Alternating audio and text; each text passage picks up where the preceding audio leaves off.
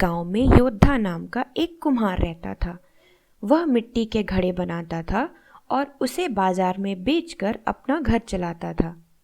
एक दिन वह घड़े से टकराकर धड़ाम से गिर पड़ा और घड़े का एक नुकीला टुकड़ा उसके माथे पर जा लगा।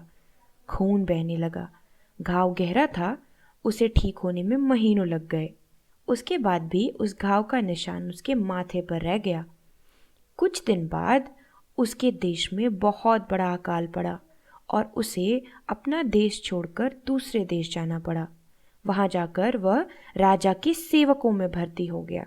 एक दिन राजा ने उसके माथे पर घाव का निशान देखा तो उसे लगा, यह अवश्य ही कोई वीर पुरुष है जो लड़ाई में शत्रु का सामना करते करते घायल हो गया होगा।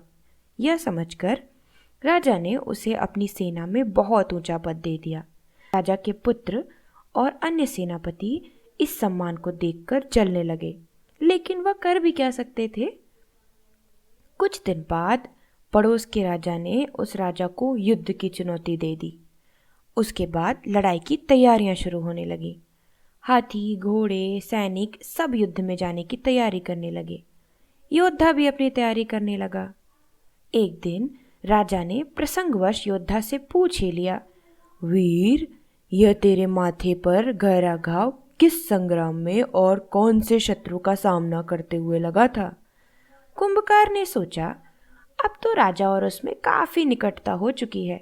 अगर वह राजा को सच्चाई बता भी देता है तो वह उसे अपने पद से नहीं हटाएंगे। यही सोचा उसने राजा को सारी सच्चाई बता दी।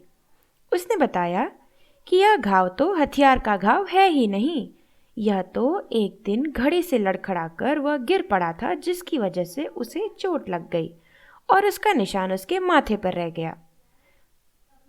राजा यह सुनकर बहुत लज्जित हुआ। उसने क्रोध से कांपते हुए बोला, तूने मुझे ठगकर इतना ऊंचा पद पा लिया, अभी मेरे राज्य से निकल जा। कुंभकार ने बहुत समझाने की कोशिश की, पर राजा बिल्कुल नहीं माना। अंत में कुंभकार को वह राज्य छोड़कर जाना ही पड़ा।